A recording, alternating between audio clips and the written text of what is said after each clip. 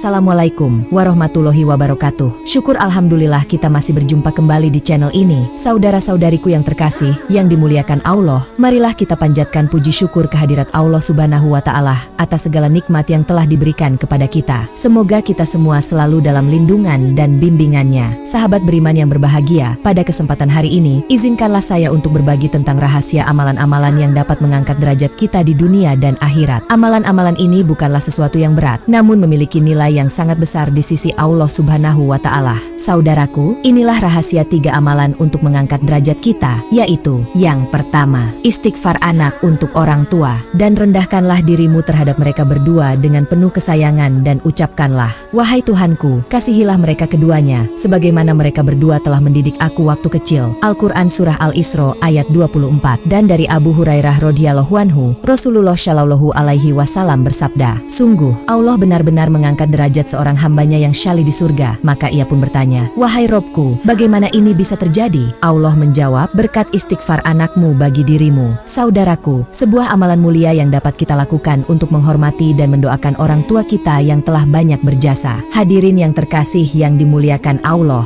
Selanjutnya yang kedua, menyempurnakan wudhu, sesuatu yang sering kita lakukan namun terkadang kita lalai akan keutamaannya. Nabi Muhammad shallallahu alaihi wasallam bersabda, barang siapa berwudhu dan membaguskan wudhunya, menyempurnakan wudhu dengan memperhatikan fardu dan sunnah-sunnahnya, maka keluarlah dosa-dosa dari jasadnya hingga keluar dari bawah kuku-kukunya. Dan Allah juga berfirman dalam Al-Quran Surah Al-Maidah ayat 6, yang artinya, hai orang-orang yang beriman, apabila kamu hendak mengerjakan sholat, maka basuhlah mukamu dan tanganmu sampai dengan siku, dan sapulah kepalamu, dan basuh kakimu sampai dengan kedua mata kaki. Artinya, Allah Subhanahu wa Ta'ala memerintahkan umat Islam yang beriman untuk melakukan wudhu sebelum sholat. Wudhu meliputi membasuh wajah, membasuh kedua tangan hingga siku, mengusap sebagian kepala, membasuh kedua kaki hingga mata kaki. Tafsir dari ayat ini menjelaskan bahwa wudhu adalah tindakan yang wajib dilakukan dalam keadaan berhadas, tidak suci, sedangkan bagi yang sudah suci, wudhu adalah sunnah. Ayat ini juga menunjukkan kemudahan dalam agama Islam, di mana jika seseorang tidak menemukan air atau dalam keadaan yang tidak memungkinkan untuk menggunakan air, maka dapat melakukan tayamum, yaitu bersuci dengan menggunakan debu yang bersih. Selanjutnya yang terakhir, sholat berjamaah di masjid. Amalan yang mengumpulkan kita dalam satu saf, bersatu dalam ibadah kepadanya. Rasulullah shallallahu alaihi wasallam bersabda, sholat berjamaah lebih utama daripada sholat sendirian 27 derajat. Hadis ini diriwayatkan oleh Imam Malik, Imam Ahmad, Imam Al-Bukhari, Imam Muslim, Imam At-Tirmidzi, Imam Ibnu Majah dan Imam An-Nasai dari sahabat Ibnu Umar radhiyallahu anhu. Dan Allah juga berfirman dalam Al-Qur'an Surah Al-Baqarah ayat 43, yang artinya, tegakkanlah sholat, tunaikanlah zakat, dan rukulah beserta orang-orang yang ruku. Saudaraku, ayat ini menekankan pentingnya melaksanakan sholat secara berjamaah, yang merupakan salah satu cara untuk bersatu dalam ibadah dan meningkatkan keimanan kita. Hadirin yang berbahagia, ketiga amalan ini adalah kunci yang dapat membuka pintu-pintu kebaikan dan keberkahan dalam hidup kita. Istighfar anak untuk orang tua, sebuah amalan yang menghubungkan kita dengan generasi sebelum kita, mengingatkan kita pada siklus kehidupan dan pentingnya silaturahmi antar generasi. Menyempurnakan wudhu bukan sekedar ritual pembersihan fisik, namun juga simbolisasi pembersihan jiwa dari noda-noda dosa, mempersiapkan kita untuk berhadapan dengan Sang Pencipta dalam keadaan suci. Sholat berjamaah di masjid yang tidak hanya menguatkan ikatan sosial antar umat, tetapi juga memperkuat rasa persatuan dan kesatuan dalam beribadah kepada Allah Subhanahu wa Ta'ala.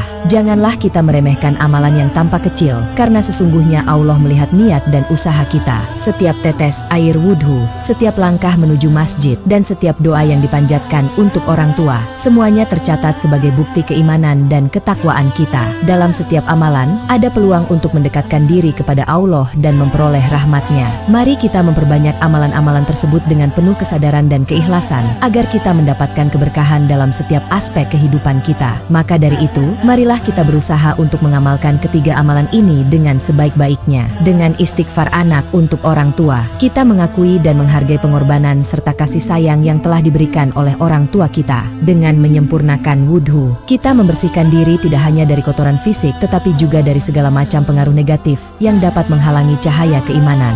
Dan dengan sholat berjamaah di masjid, kita memperkuat ukhuwah Islamiyah, membangun komunitas yang saling mendukung dalam kebaikan dan ketakwaan. Semoga Allah Subhanahu wa Ta'ala menerima amalan kita dan mengangkat derajat kita di dunia dan akhirat. Semoga setiap tetes air wudhu menjadi saksi atas kesucian niat kita. Setiap langkah ke masjid menjadi menjadi bukti kegigihan kita dalam mencari ridhonya. Dan setiap doa yang kita panjatkan untuk orang tua kita menjadi jembatan penghubung antara kita dengan generasi yang telah mendahului kita. Dalam setiap amalan, ada harapan dan peluang untuk bertumbuh lebih dekat kepada Allah, memperoleh keberkahannya, dan akhirnya mencapai kebahagiaan yang abadi di surganya. Sahabat yang terkasih yang dimuliakan Allah, izinkanlah saya mengucapkan doa untuk menutup tausiah kita hari ini. Ya Allah, kami memohon kepadamu, berikanlah kami kekuatan untuk senantiasa beramal soleh. Ampunilah dosa kami, dosa orang tua kami, dan terimalah amalan kami. Angkatlah derajat kami di sisimu dan masukkanlah kami ke dalam golongan hamba-hambamu yang berbahagia. Berilah kami kesabaran dalam menghadapi setiap ujian, dan kebijaksanaan untuk memahami hikmah di balik setiap peristiwa. Jadikanlah hati kami selalu bersih dari iri dan dengki, dan penuh dengan cinta serta kasih sayang kepada sesama. Bimbinglah kami untuk selalu menjaga lisan dan perbuatan kami, agar tidak menyakiti hati orang lain.